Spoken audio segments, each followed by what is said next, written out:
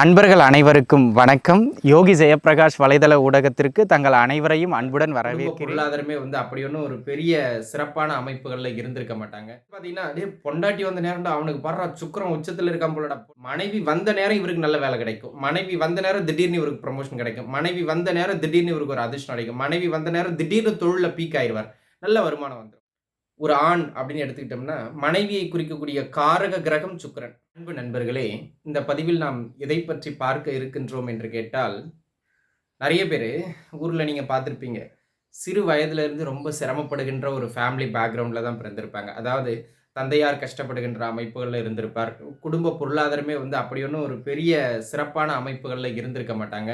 இவரும் நார்மலாக படிச்சுட்டு ஒரு சின்ன வேலை வாய்ப்பு அல்லது சரியாக வேலை வாய்ப்புகள் கிடைக்காம அவ்வப்போது வருமானத்துக்கு உடைய சின்ன சின்ன வேலைகளை மட்டும் பார்த்துக்கிட்டு அப்படியே நகர்ந்துக்கிட்டு இருப்பார். ஆனால் திடீர்னு பார்த்தீங்கன்னா அவங்களுக்கு கல்யாணம் ஆகும். கல்யாணம் ஆனதுக்கு பிறகு அவங்களுடைய வளர்ச்சி ஒவ்வொரு வருடத்துக்கும் அடுத்தடுத்த வருடம்னு அப்படியே முன்னேறி போய்கிட்டே இருப்பாங்க. இது பார்த்தீங்கன்னா அப்படியே பொண்டாட்டி வந்த நேரம்டா அவனுக்கு படுற சுக்கிரம் உச்சத்தில் இருக்கான் போலடா. பொண்டாட்டி வந்த நேரம் முன்னேறி போய்கிட்டே இருக்கான். ட்ரவுசர் போட்டு தெரிஞ்சுக்கிட்டு இருந்தான். இன்னைக்கு என்னடனா பைக் வாங்கிட்டான், 2 வருஷம் கழிச்சு கார் வாங்கிட்டான், வீடு கட்டுறான், சொந்தமாக இடம் வாங்குறான், நல்ல கவர்மெண்ட் வேலை கிடைச்சிருச்சு, இப்படிலாம் சொல்லுவாங்க. அந்த மாதிரியான அமைப்பு அன்பர்களே, திருமணத்திற்கு முன்பு வரைக்கும் லைஃப் பார்த்தீங்கன்னா அப்படியே தண்ணியில போட்ட கல் மாதிரி இருந்து, அதாவது திருமணத்திற்கு முன்பு வரைக்கும் லைஃப் அப்படியே தண்ணியில போட்ட கல் மாதிரி இருந்து, திருமணத்திற்கு பிறகாக ஒருவர் மடமடன் வளர்ச்சி பெறுகின்றார் என்றால், ஒருவர் திருமணத்திற்கு பிறகு மடமடன் வளர்ச்சி பெறுகின்றார் என்றால், அவர்களுடைய ஜாதகம் மனைவி வந்ததற்கு பிறகு வளர்ச்சி பெறுகின்ற ஜாதகம் அப்படின்னு அர்த்தம். அதாவது கல்யாணம் ஆனதுக்கு பிறகு வளர்ச்சி பெறுகின்ற ஜாதகம். சிலருக்கு அந்த மாதிரியான ஒரு அமைப்பு உண்டுங்க. அதாவது அவங்களுடைய சுய ஜாதகம் தான் வேலை செய்ய போகிறது. அவங்க ஜாதகத்துல சில அமைப்புகள் அமைந்திருக்கும் பட்சத்துல ஆஃப்டர் மேரேஜ், திருமணத்திற்கு பிறகு பார்த்தீங்கன்னா வாழ்க்கையில பொருளாதாரம், வாழ்க்கையில மதிப்பு மரியாதை, வாழ்க்கையில அந்தஸ்து, வாழ்க்கையில சொத்து சேர்க்கிறதுன்னு லைஃப் செட்டில் ஆயிடுறாங்க. அழகா செட்டில் ஆயிடுறாங்க. இந்த அமைப்பு ஒரு ஒரு ஒரு சிறப்பான அமைப்பு. சரி, இது எல்லாருக்கும் அமையுமானா எல்லாருக்கும் கிடையாது. ஜாதக ரீதியா ஒரு சில அமைப்புகள் இருக்கின்ற பட்சத்தில் திருமணத்திற்கு பிறகு அவர்கள் யோகத்தை அனுபவிக்கின்றார்கள். திருமணத்திற்கு பிறகு அவங்களுடைய வாழ்வு நல்ல முன்னேற்ற பாதையை நோக்கி நகருகின்றது அப்படிங்கிறத நீங்க புரிஞ்சுக்கிடணும். வரப்போற மனைவி சொத்து கொண்டு வராங்கன்னு நான் சொல்ல வரல. மனைவி வந்த நேரம் இவருக்கு நல்ல வேலை கிடைக்கும். மனைவி வந்த நேரம் திடீர்னு இவருக்கு ப்ரமோஷன் கிடைக்கும். மனைவி வந்த நேரம் திடீர்னு இவருக்கு ஒரு அதிர்ஷ்டம் கிடைக்கும். மனைவி வந்த நேரம் திடீர்னு தொழில பீக் ஆயிடுவார். நல்ல வருமானம் வந்துடும். சரி, இப்போ இதுதான் அமைப்பு. இப்போ மனைவி வந்ததுக்கு பிறகு, அதாவது திருமணத்திற்கு பிறகு யோகத்தை பெறுகின்ற அமைப்பு யாருக்கு உண்டு ஜாதக ரீதியா அப்படிங்கிறத பார்க்க போறோம். இதுக்கு நம்ம சில விஷயங்களை எடுத்துக்கிடலாம். இப்போ உங்களுக்கு ஒரு உதாரணமா ஒரு சார்ட்டை போட்டு விளக்கணும்னா இது கரெக்டா இருக்கும் அப்படின்னு நான் நினைக்கிறேன். அந்த அமைப்புகளை இப்போ திரையில வருகின்ற இந்த ஜாதக கட்டத்தை பாருங்க. இந்த ஜாதகம் பார்த்தீங்க அப்படின்னு சொன்னா லக்னமா வந்திருக்கிறது துலா லக்னம்ங்க. லக்னாதிபதி சுக்கிரன். சரிங்களா? நம்ம முழு ஜாதகம் போடல, ஒரு உதாரணத்துக்கு உங்களுக்கு புரியறதுக்காக கட்டம் மட்டும் போட்டிருக்கேன். இது ராசி கட்டம்னு எடுத்துக்கிடுங்க. இந்த ஜாதகத்துல லக்னமா வந்திருக்கிறது துலாம் லக்னம். லக்னாதிபதி 11ஆம் இடத்துல வலுப்பெற்று இருக்கிறார். சரிங்களா? பகை வீட்டில் தான் இருக்கார். இருந்தாலும் லக்னாதிபதி 11 இருக்கார். இப்போ இங்க லக்னாதிபதி 11 இருக்காருங்கிறது விஷயம் கிடையாது. ஒரு ஆண் அப்படின்னு எடுத்துக்கிட்டோம்னா மனைவியை குறிக்கக்கூடிய காரக கிரகம் சுக்கிரன். இப்போ நம்ம கவனிக்க போறது 2 பேர்த்த. ஒன்று காரக கிரகம், திருமணத்திற்கான காரக கிரகம், மனைவியை குறிக்கக்கூடிய காரக கிரகம் சுக்கிரன். மனைவியை குறிக்கின்ற பாவகம் 7ஆம் பாவகம். இங்க பாருங்க, இப்போ கோடு போட்டு லானான்னு போட்டிருக்கு. அது துலா லக்னம். துலா லக்னத்துக்கு நேர் 7ஆம் இடம் தான் கலத்திரஸ்தானம்னு சொல்லக்கூடிய திருமணஸ்தானம், மனைவியை குறிக்கக்கூடிய ஸ்தானம், மனைவியை குறிக்கக்கூடிய பாவகம். அதுதான் 7ஆம் பாவகம். 7ன்னு போட்டிருக்கோம் இல்லையா, மேஷ வீடு. அதோட அதிபதி பார்த்தீங்கன்னா செவ்வாய். அப்போ ஒரு மனைவியை குறிக்கின்ற காரக கிரக சுக்கிரன், மனைவியை குறிக்கின்ற பாவகாதிபதி செவ்வாய். இந்த 2 பேர்ல யாரேனும் ஒருவர் உங்க ஜென்ம லக்னத்திற்கு 11ல் இருந்தால், எப்படிங்க, ஜென்ம லக்னத்திற்கு 11ல் இருந்தால் யோகம். எப்போ யோகம்? கல்யாணத்திற்கு பிறகு யோகம். சரிங்களா? அதே அமைப்பு இங்க பாருங்க. அதே போல 7ஆம் அதிபதியாக வருகின்ற கிரகம், இப்ப பாருங்க, இங்க லக்னத்திற்கு 7ஆம் அதிபதியாக வருகின்ற கிரகம் செவ்வாய். அந்த செவ்வாய் லக்னத்திற்கு 9ஆம் இடத்தை தொடர்பு கொள்ளும்போது, அதாவது 7ஆம் அதிபதி 11ல் இருக்கலாம். அப்படி இல்லைங்கிற பட்சத்துல 7ஆம் அதிபதி 9ன்னு சொல்லக்கூடிய பாக்கிய ஸ்தானம் தனில் அமரலாம்.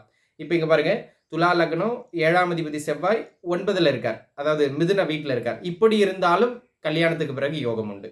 அதனை அடுத்ததா ஒருவருடைய ஜாதகத்துல லக்னத்திற்கு 7ஆம் அதிபதி, எப்படிங்க, லக்னத்திற்கு 7ஆம் அதிபதி, இங்க யாரு 7ஆம் அதிபதி? செவ்வாய். அந்த லக்னத்தின் பாக்கியாதிபதினு சொல்லக்கூடிய 9ஆம் அதிபதியோடு சேர்க்கை பெற்றிருந்தாலும் யோகம் உண்டு. இப்போ பாருங்க, இந்த லக்னத்தின் 7ஆம் அதிபதி செவ்வாய், பாக்கியாதிபதின்னு சொல்லக்கூடிய 9ஆம் அதிபதி புதன், சிம்ம வீட்ல பாருங்க செவ்வாயும் புதனும் சேர்ந்து இருக்கிறாங்க. சரிங்களா? இப்படி சேர்ந்திருந்தாலும் யோகம். உங்களுக்கு புரியுதுங்களா? அப்படி இல்ல அப்படிங்கிற பட்சத்துல, அன்பு நண்பர்களே, பிரதானமானது இது 3 தான். லக்னத்திற்கு 7ஆம் அதிபதி 11ஐ தொடர்பு கொள்வது, லக்னத்திற்கு 7ஆம் அதிபதி 9ஐ தொடர்பு கொள்வது, அல்லது லக்னத்திற்கு 7ஆம் அதிபதியும் 9ஆம் அதிபதியும் இணைந்து லக்னத்திற்கு மறைவு பெறாமல் இருக்கணும். அப்படி இருந்துட்டாங்க அப்படின்னு சொன்னா ரொம்ப சிறப்பு. இது இப்படி இருந்தா நிச்சயமாக மனைவி வந்ததுக்கு பிறகு, திருமணத்திற்கு பிறகு லைஃப்ல முன்னேற்றம் உண்டு அப்படிங்கிறது அர்த்தம். உங்க ஜாதகத்தை எடுத்து நீங்க செக் பண்ணி பார்த்துக்கிடலாம். இது இல்லாம வேறு சில அமைப்பு என்ன அப்படின்னு கேட்டீங்கன்னா, இப்ப இங்க பாருங்க, துலா லக்னத்துல பிறந்திருக்கார். லக்னத்திற்கு 8ஆம் வீடு ரிஷப வீடு. நீங்க உங்க லக்னத்துக்கு பார்த்துக்கிடுங்க. நீங்க எந்த லக்னத்துல பிறந்திருக்கீங்களோ, அந்த மாரி லக்னத்துல இருந்து 1, 2ன்னு எண்ணிட்டு போனா 8வது வீடு. அந்த 8ஆம் இடம் யாருக்கு சுப பலம் பெற்றிருக்கின்றதோ, அது என்னங்க சுப பலம்? குரு, சுக்கிரன், வளர்வரை சந்திரன், தனித்த புதன் இவர்களின் தொடர்பை பெற்று 8ஆம் இடம் மிகவும் வலுப்பெற்றிருக்கின்றதோ, உதாரணத்துக்கு 8 குரு பார்க்கலாம், இல்ல 8ல சுக்கிரன் இருக்கலாம், 8ல நல்ல வளர்வரைய பஞ்சமி திதிய தாண்டின சந்திரன் இருக்கலாம். இந்த மாதிரி 8ஆம் இடம் யாருக்கு வலுப்பெற்றிருக்கின்றதோ அவர்களுக்கு கல்யாணத்துக்கு பிறகு நன்மை நடக்கும். பொருளாதார உயரம் கிடைக்கும். அல்லது பொருளாதார ரீதியா ஏற்கனவே உயரத்துல இருக்காரு, மதிப்பு மரியாதை கிடைக்கல அப்படின்னா அது கிடைக்கும். லைஃப்ல ஒரு சொத்து கூட வாங்க முடியலன்னு சொன்னவங்க கல்யாணத்துக்கு பிறகு சொத்து வாங்கிருவாங்க. ஆக அன்பு நண்பர்களே, 8ஆம் இடம் வலுப்பெற்றிருந்தா சுப வலு பெறணும். அதான் ரொம்ப முக்கியம். அசுப வலு பெறக்கூடாது. சுப வலு பெறணும். குரு, சுக்கிரன், வளர்வரை சந்திரன், புதன், தனித்த புதன் இந்த மாதிரியான கிரகங்களின் தொடர்பு வலுத்திருக்கணும். சரிங்களா? இப்படி இருக்கின்ற பட்சத்திலும் ஒருவர் திருமணத்திற்கு பிறகு தன் வாழ்நாளில் வளர்ச்சியை எட்டுகின்றார்.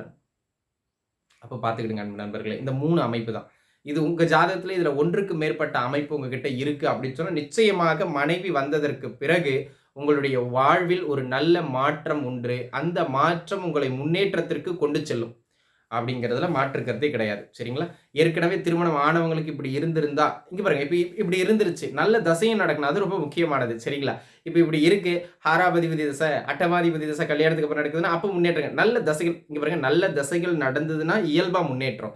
நல்ல தசைகள் நடக்கும்போது இந்த அமைப்பும் இருந்தது அப்படின்னு சொன்னா, கல்யாணத்துக்கு பிறகு மடமடன் வளர்ச்சி அதிகரிச்சிடும். அத ஸ்பீட் பண்ணிரும் இந்த அமைப்புகள். சரிங்களா?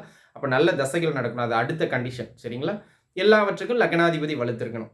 இந்த அமைப்புகள்லாம் இருக்கின்ற பொழுது, கல்யாணத்திற்கு பிறகு, திருமணத்திற்கு பிறகு, தன் வாழ்க்கை துணை வந்ததற்கு பிறகு ஒருவர் தன் வாழ்நாளில் வளர்ச்சியை அடைகின்றார். அப்படிங்கிறது தாங்க அமைப்பு. இந்த பதிவு நிச்சயமா உங்களுக்கு உதவிகரமா இருக்கும். ஒரு புரிதலுக்கு உதவிகரமா இருக்கும் அப்படின்னு நான் நம்புறேன். இதுல நல்ல இது சார்ந்து நல்ல கமெண்ட் இருந்தாலும் நீங்க கீழ போடுங்க. இல்லைங்க இப்படி இல்ல எனக்கு அப்படின்னு இருந்தாலும் நீங்க கமெண்ட்ட தாராளமா போடுங்க. அடுத்தடுத்து என்ன வீடியோக்கள் இந்த மாரி பயனுள்ளதா பதிவிடலாம் அப்படிங்கிற உங்களுடைய சந்தேகங்களையும் நீங்க கமெண்ட் பண்ணுங்க. அதுக்கு ஏத்த மாரி அடுத்தடுத்து நம்ம வீடியோஸ் தொடர்ந்து பதிவிடலாம். சரிங்களா? தொடர்ந்து இணைந்திருப்போம். அனைவருக்கும் நன்றி. வணக்கம்.